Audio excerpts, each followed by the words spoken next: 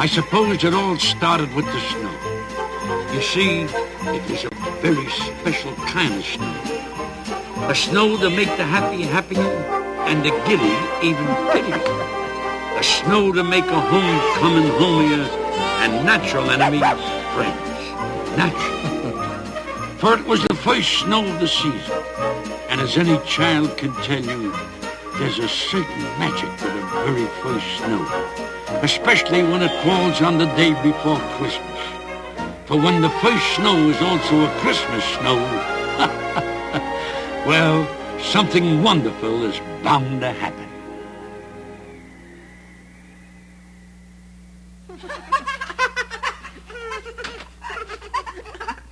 Children, back to your seats. The snow can wait. Now. I've hired Professor Hinkle, the magician, to entertain at today's class Christmas party. So pay attention. Now, Professor Hinkle was just about the worst magician in the world. And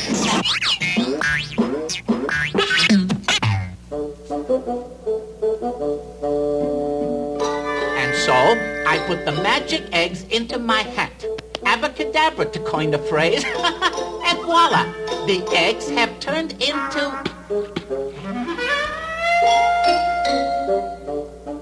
Missy.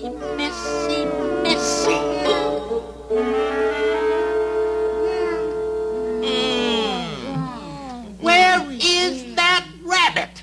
Hocus pocus, where are you? Bah! The only thing this hat's good for is the trash can.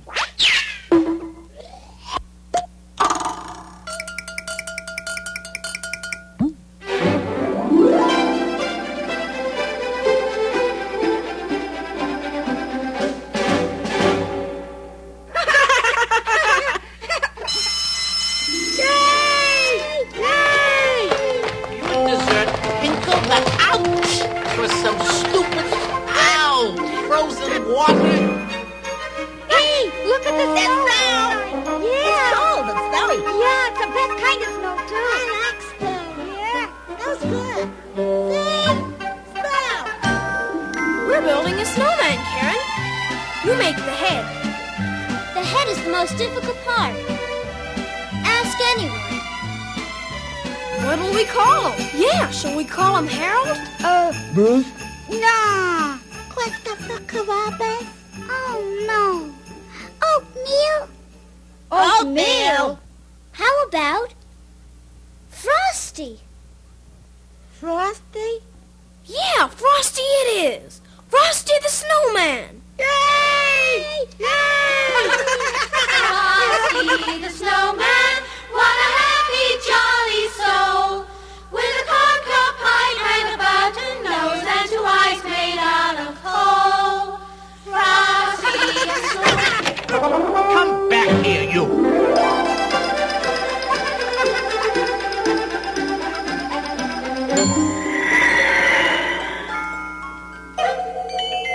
Happy birthday! That hat brought Frosty to life. It must be magic. Magic? My hat magic? Just look. If that hat is magic, I want it back. But it's not yours anymore. You threw it away. Don't talk back to your elders, you naughty, naughty little girl.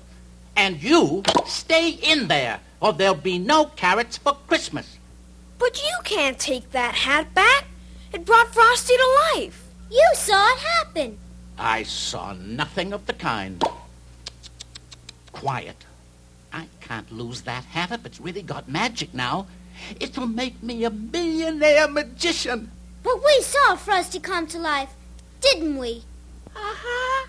Oh, we sure did. You silly children believe everything you see. When you're grown up, you'll realize that Snowman can't come to life. But we... Silly, silly, silly. Oh, Frosty, we don't care what grown-ups say. We know you did come to life. We know, Frosty. We just know. Frosty the Snowman was a jolly happy soul, with a corncob pipe and a button nose and two eyes made out of coal. Frosty the Snowman is a fairy tale, they say. He was made of snow, but the children know how he came to life one day.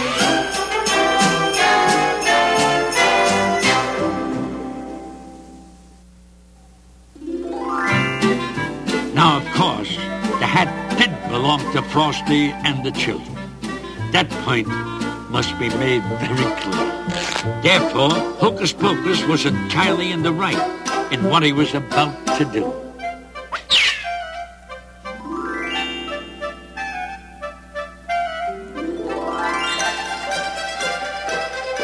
Well, Hocus Pocus raced back to the children just as fast as he could.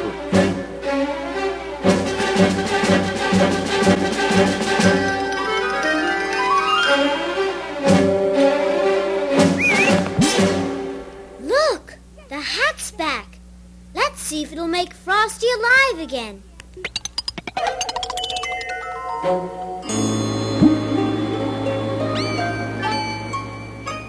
Happy birthday! Hey, I said my first words. But snowmen can't talk. All right, come on now. What's the joke? Could I really be alive? I mean, I can make words. I can move. I can juggle. I can sweep. I can count to 10. 1, 2, 3, 4, 5, 9, 6, 8. Well, I can count to 5. What do you know? I'm even ticklish. In fact, I'm all living. I am alive.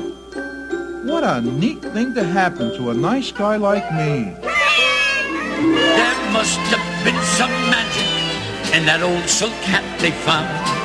Oh, when they placed it on his head, he began to dance around.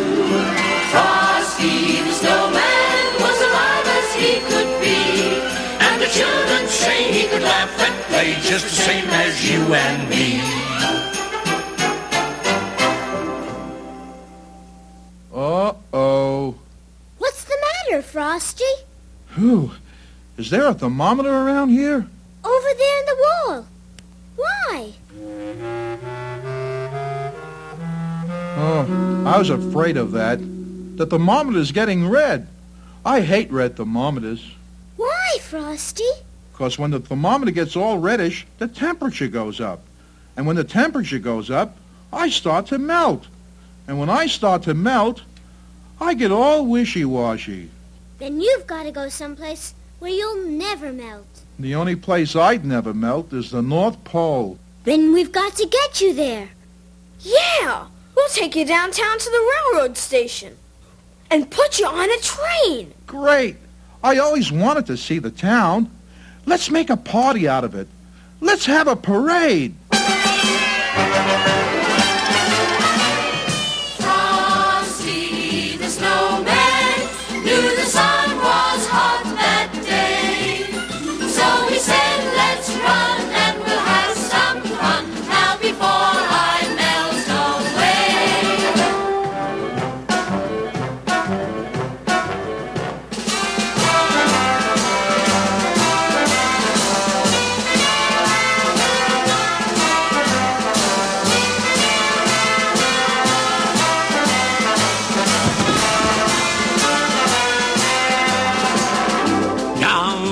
To the village with a broomstick in his hand, running here and there all around the square, saying, catch me if you can. Come on, kids. Follow the leader. He led them down the streets of town, right to the traffic cop. And he only paused a moment when he heard him holler, stop! Stop! Stop! Stop! All right. Didn't you see that traffic light? What's a traffic light? Up there on the lamppost. What's a lamppost? Oh, you want a ticket, wise guy? I'd love one. To the North Pole, please. Huh? You've got to excuse him, sir. You see, he just came to life, and he doesn't know much about such things. Oh, well, okay, if he just came to life. Move along! That silly snowman. Once they come to life, they don't know nothing. Come to life?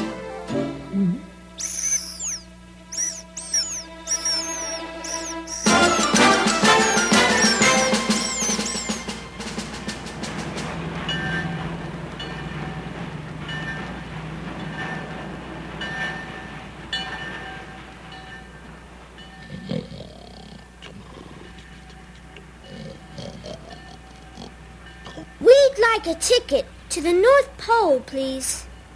Well, North Pole? Oh, yes, ma'am.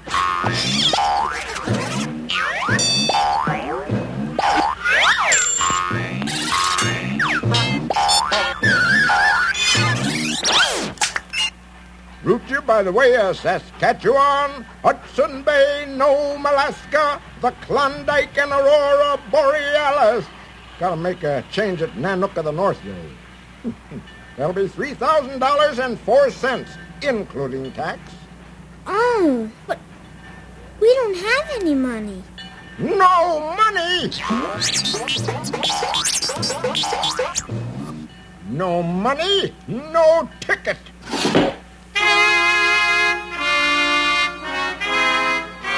Now I'll never get to the North Pole.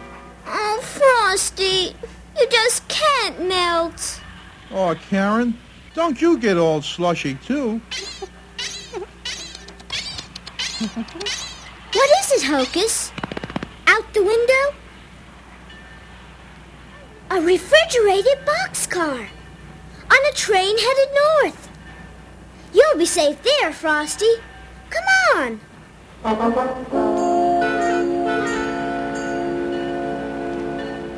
It's full of ice cream and frozen Christmas cakes.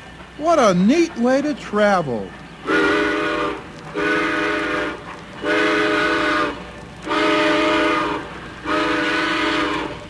Hurry up, Frosty. The train is pulling out. Are you coming to the North Pole, too? I'm sure my mother won't mind, as long as I'm home in time for supper.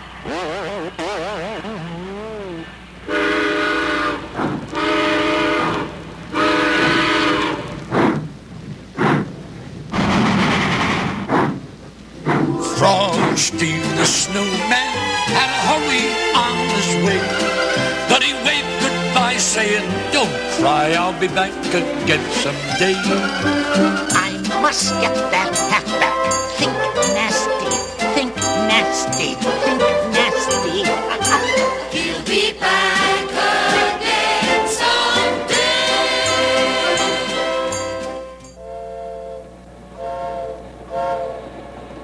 Now, actually, a refrigerated boxcar is a splendid way to travel.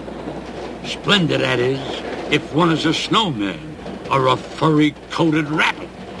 But for Karen... Are you cold, Karen? Now, that's a silly question. You wouldn't be sneezing if you weren't cold. Well, just a little. Frosty realized that Karen had to get out of that car as soon as possible. So when the little freight train stopped to let an express full of happy Christmas travelers pass, Frosty took advantage of the opportunity and quickly got them all out. Oh, you tricked me! No fair! The only thing Professor Hinkle could do was make a jump for us.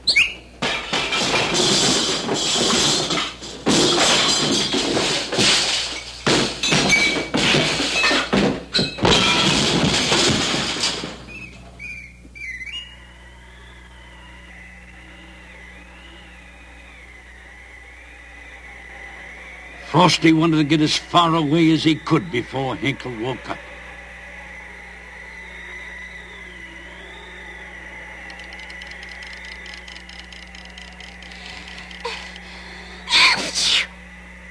But the woods through which they traveled were still bitterly cold. Hocus, I've got to get Karen all warmed up, or she's a goner. But I can't make a fire. Oh, boy. That's one thing I really can't do. Guess we just better keep moving till we find someone who can. Then suddenly they came upon a tiny glen, which seemed almost magical. For it was Christmas Eve, and the woodland animals were all decorating for their big celebration. They knew Santa was to come that night, and they wanted everything to be just right. Hocus, speak to the animals. See if they won't all pitch in and build a fire for Karen.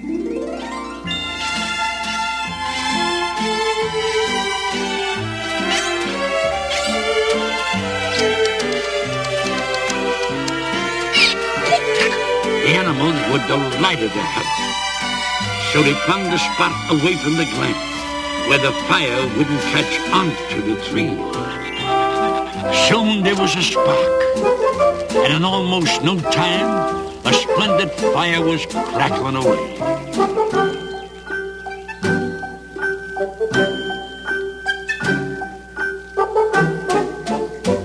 Frosty was careful to stay far away from the flames. Hocus, we've got to find someone to help Karen get home before she freezes. And me to the North Pole before I melt. But who? No, not the Marines. No, not the President of the United States. Oh, they were both swell ideas, but we've got to find someone nearby.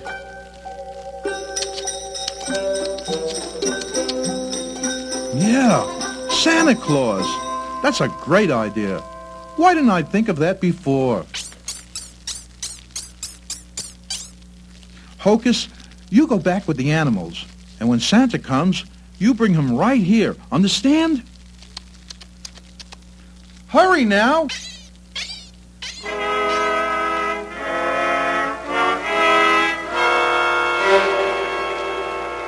And so Frosty kept a silent vigil, waiting patiently all through the night until Santa would arrive. But suddenly... Oh, a campfire. Well, isn't that all snug and comfy? No, don't! Now, give me that hat or else. Or else what? Well, don't bother me with details. Give me that hat. Get on my shoulders, Karen. You see, Frosty, since he was made of snow himself, was the fastest belly whopper in the world.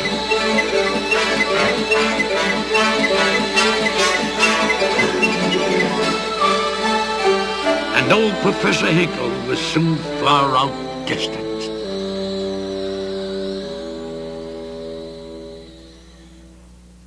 And now it was Frosty's good fortune that right at the bottom of the hill was a tiny greenhouse used to grow precious tropical poinsettias for Christmas. It's got to be all warm and snug inside for those Christmas flowers to grow so beautiful. Let's go in. Oh, but you will melt. Just a little. I'll only stay inside for a minute. Besides, I've been meaning to take off a little weight anyway. Whew. Stay in here much longer and I'll really make a splash in the world.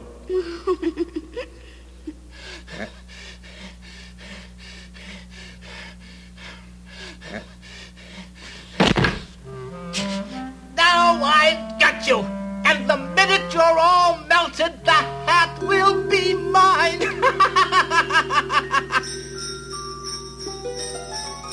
Santa had arrived, but was he too late?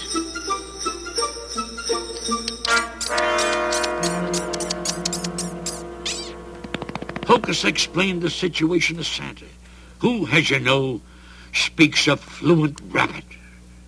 And when they didn't find Frosty and Karen on the hill, Santa followed Frosty's pad in the snow to the greenhouse. But when they got inside, a terrible sight met their eyes.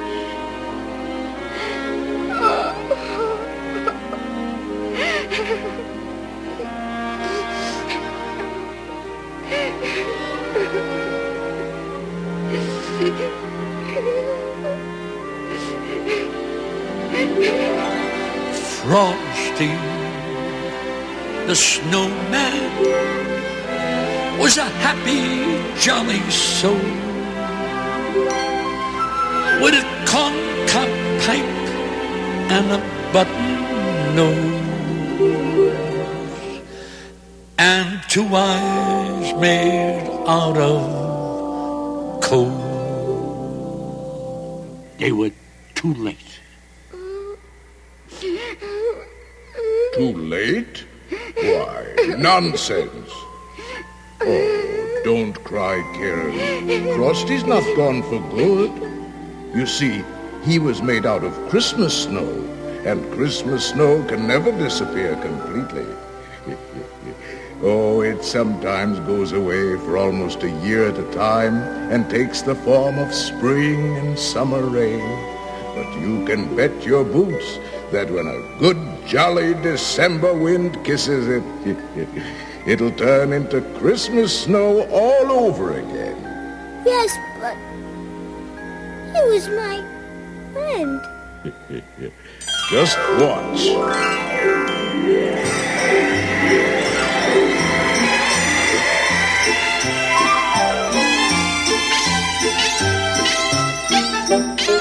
Wait a minute. I want that hat, and I want it now. Don't you dare touch that. And just what are you going to do about it? If you so much as lay a finger on the brim, I'll never bring you another Christmas present as long as you live. Never? Never. No more trick cards or magic balls or... No more anything. Oh, that's not fair. I mean, we evil magicians have to make a living too. Now you go home and write, I am very sorry for what I did to Frosty 100 zillion times. And then maybe, just maybe, mind you, you'll find something in your stocking tomorrow morning.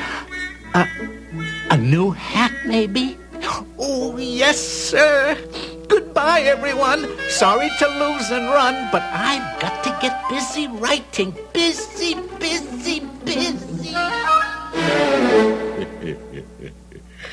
Come on, Frosty. We're all waiting for you.